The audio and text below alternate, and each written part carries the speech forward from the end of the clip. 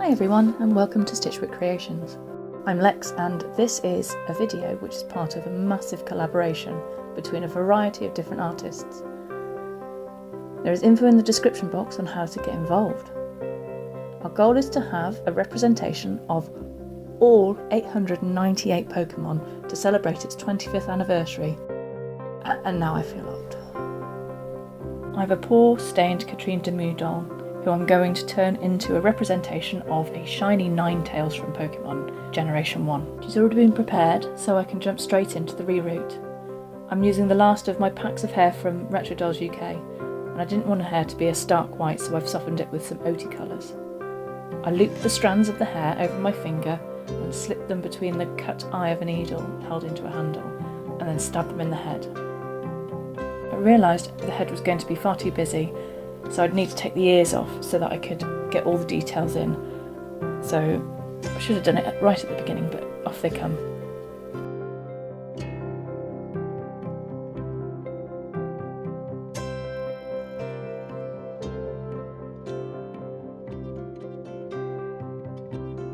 With the rerouting done and her parting being separated, I've clipped it off to the side so that hopefully the heat of my hands during the Faceup will flatten it and help shape it.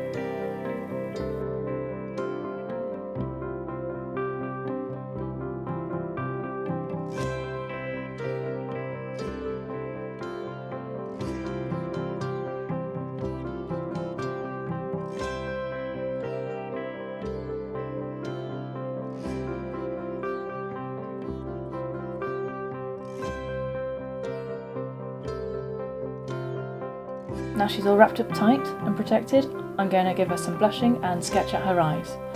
I'd been re-watching Maria Lazar's videos and it kind of shows in the shape of her eyes. If you haven't seen her, go check her out. She makes the most stunning dolls. I usually save the black lines till last, but this girl's going to have a bit of a dramatic look, so I started with black from the start.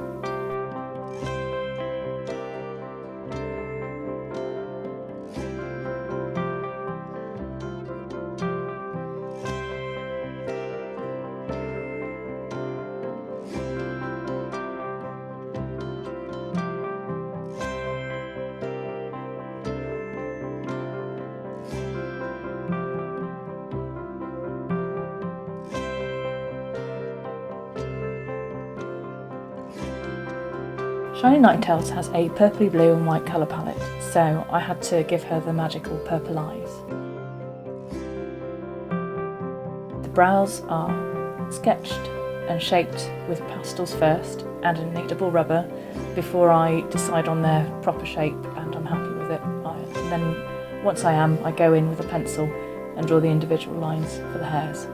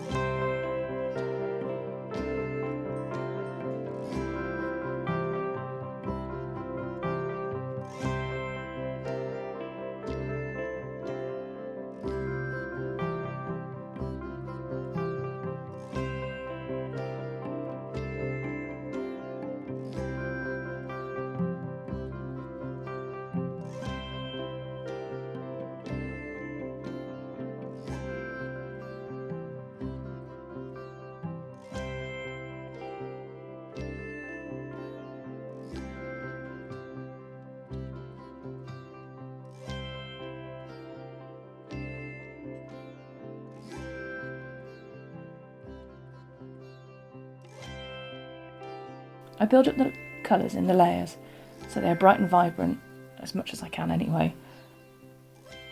using the colour in the iris to try and give the impression of depth by making it darker at the top and lighter towards the outer roundness of the eye.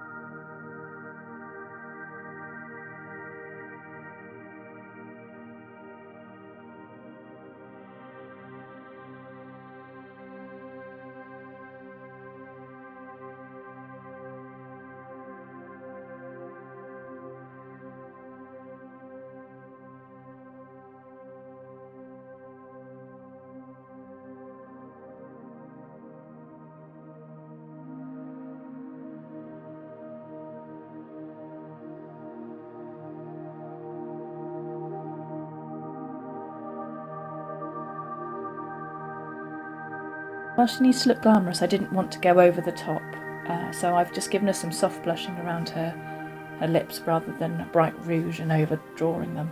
I think this gives her a soft but stern impression.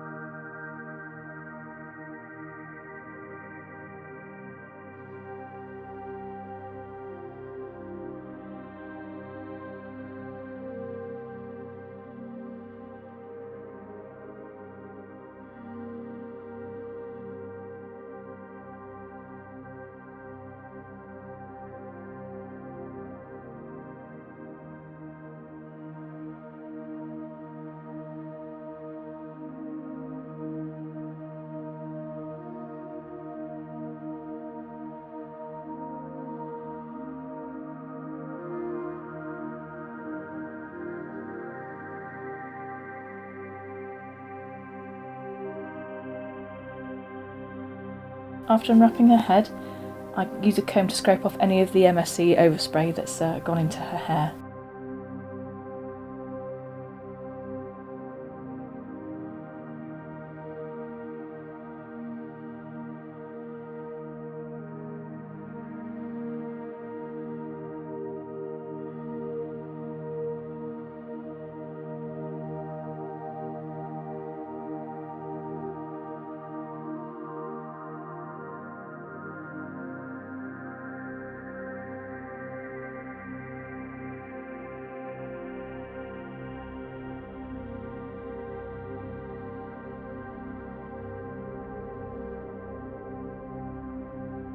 Using a clear denial doll that has a swimsuit, I've stolen her clothes and made a pattern for a leotard for our showgirl. I sketch out the shape from the outfit, and then when I cut it out I remember to put a seam allowance in. And I must remember to put a seam allowance on the back panel so that I can fold it in and use Velcro or some kind of other press stud to keep it up together.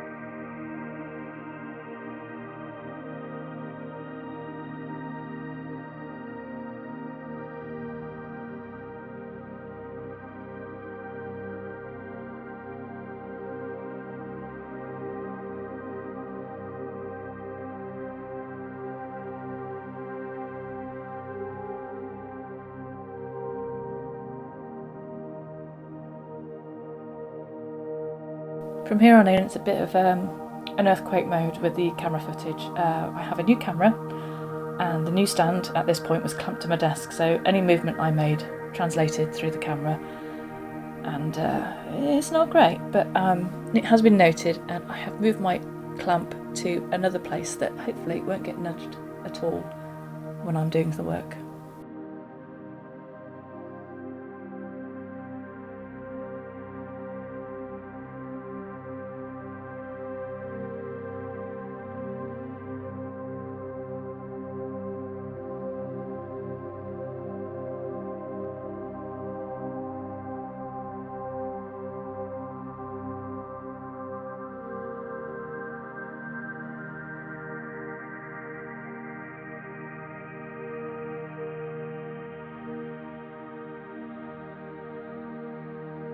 Now I've cut them all out and I'm happy with them, I need to give them a quick iron to remove the dressmaker's pen, and then I can sew them together.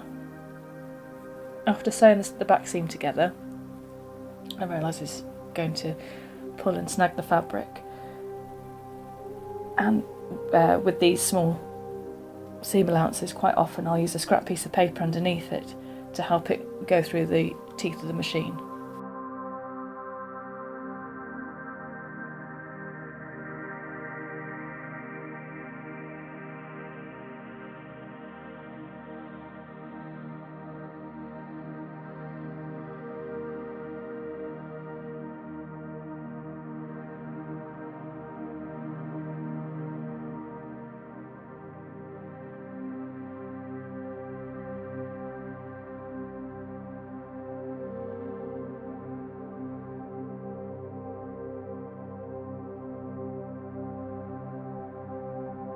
I used glue over stitches on the leg holes because it came out cleaner and it made the hem look neater.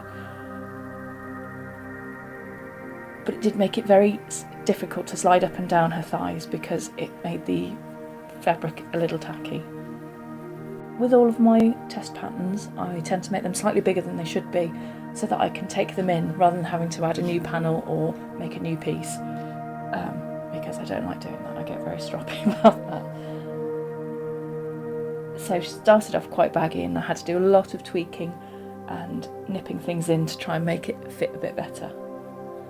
The leg holes looked a bit like a baby's nappy, so I had to turn them back up further and I glued them back. But this made it very difficult to move them up and down, so she didn't get undressed once they fit properly.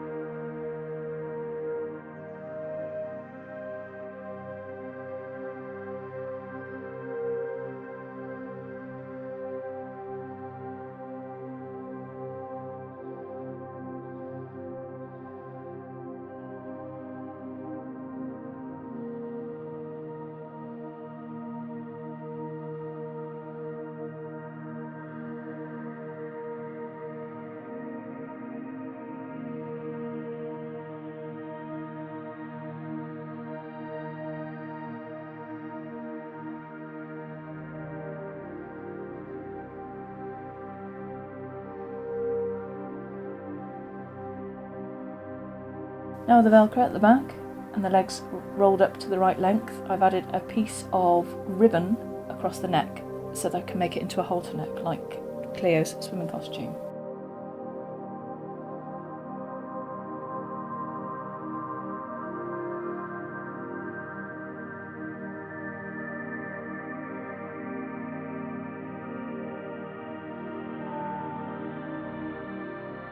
Onto her tails.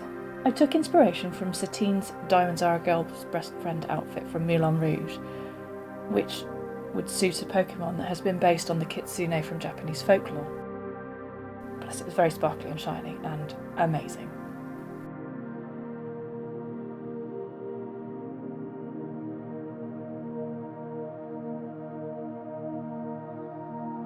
I rough out a template for where I want her tail wires to go, and the plan is to set it up on a back plate to hold it up and then wrap marabou feathers around the wires so that she has tails that stand up and then flow behind her.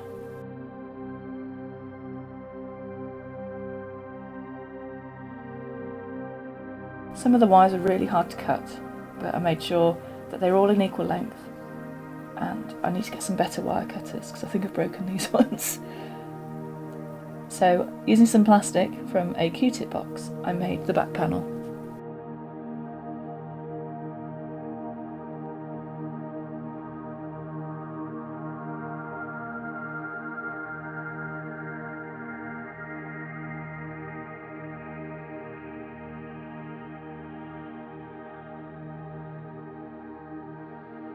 After cutting the 9 lengths of the marabou trim and turning my house into a feathery cloud for a couple of days, I started to put it all together. I tried to use Yoo-hoo, but poor Yoo-hoo was not trusty enough and I had to use epoxy glue in the end. There was a lot of fiddly faffiness and a lot of swearing when this went together because it was very fiddly.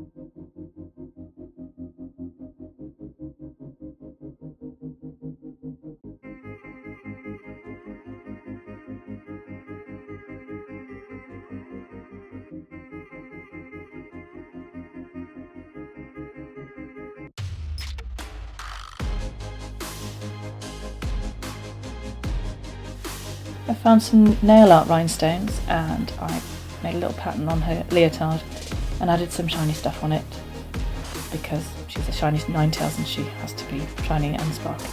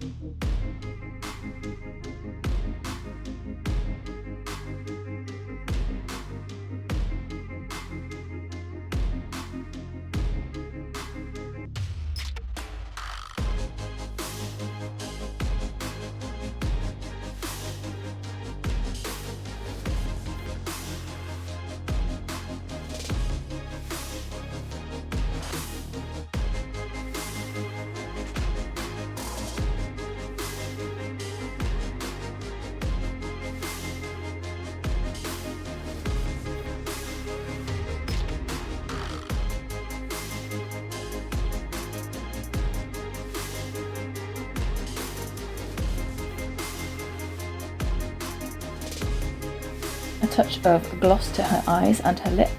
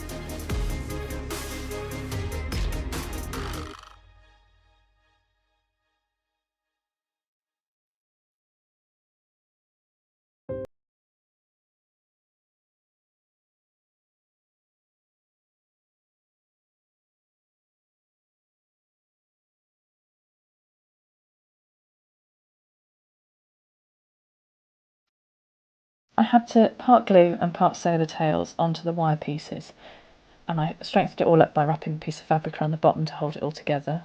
It was pretty much a bit of a bodge along the way, but it looks alright in the end.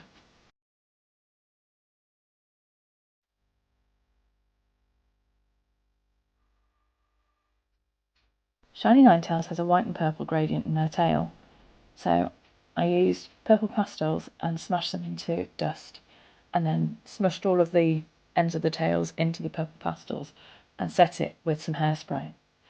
If you do this yourself, please use a mask, as the chalk dust gets everywhere, and I had purple bogies for a couple of days.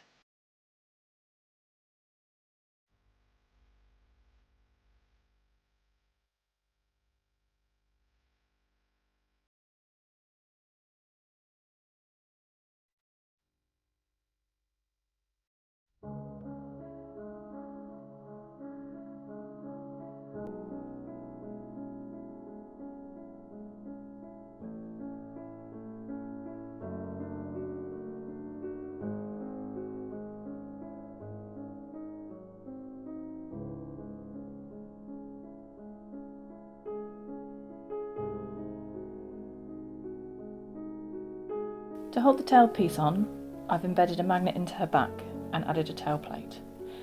However, these teeny tiny magnets I had weren't strong enough, so I had to keep trying with larger magnets. Again, I had to use epoxy glue over my trusty Eufy glue, as the strength of the tail kept pulling the glue apart, so her tail fell down inside her leotard and was stuck to her leotard and it kept slipping all over the place. It wasn't stable at all.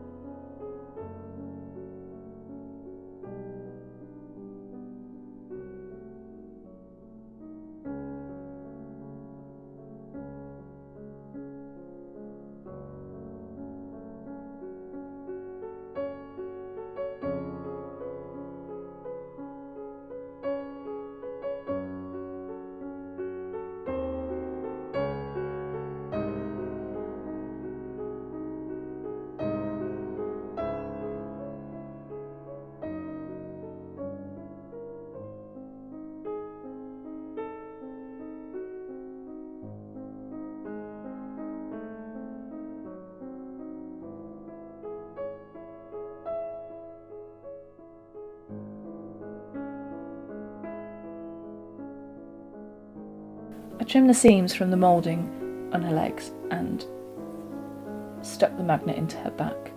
Tried to tidy her all up before I got her all together. I think this might have been the fourth time me trying to get the magnets to sit in place and sit correctly.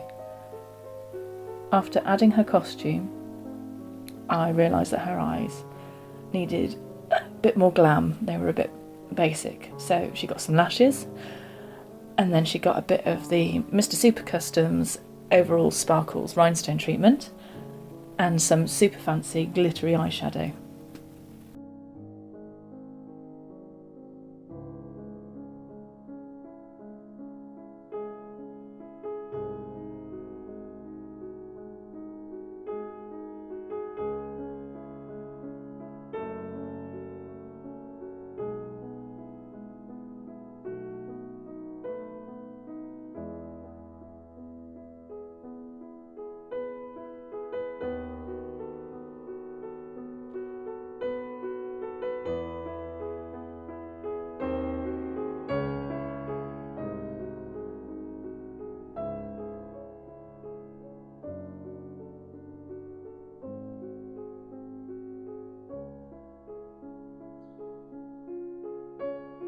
I know it's really not the best way around, but that's how my non-sequential brain works, and I just have to go with the flow.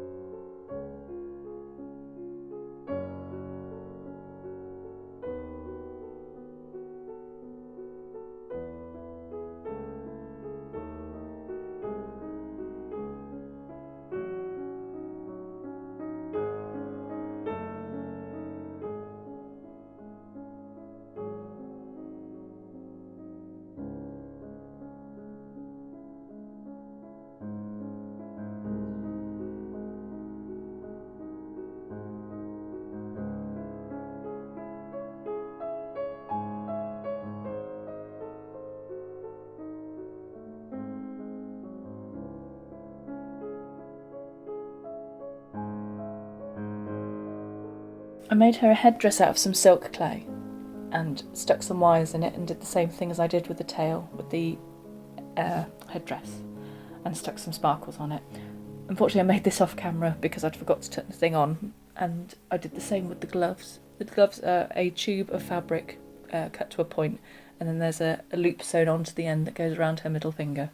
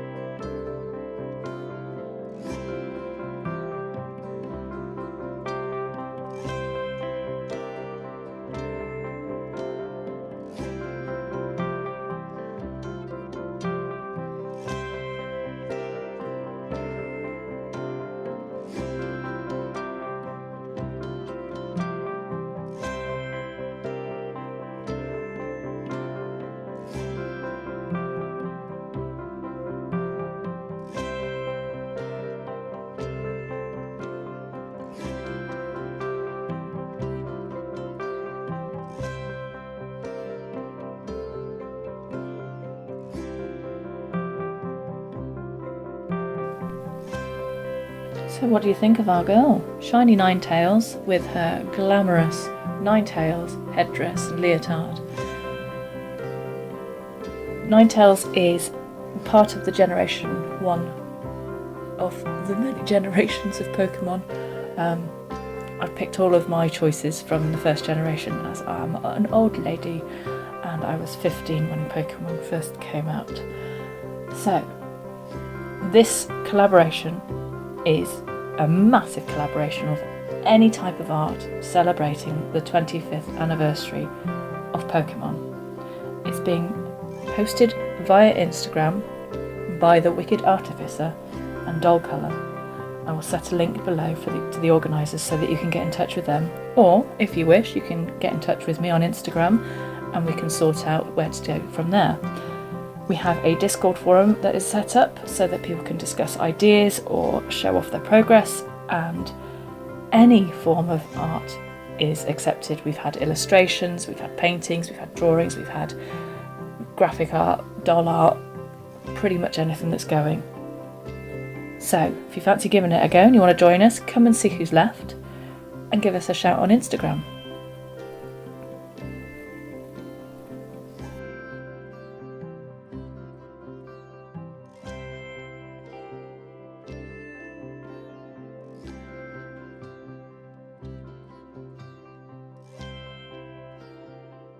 thank you for watching. As usual, if you enjoyed this video, please give me a thumbs up. If you've got any comments, criticisms or requests, please mention something in the comments. And if you really enjoyed it and you want to see some more stuff, subscribe and click the all notifications bell button so that you can see what new stuff's coming up. It'd be really appreciated, and it's always great to sort of see people in the comments. Bye.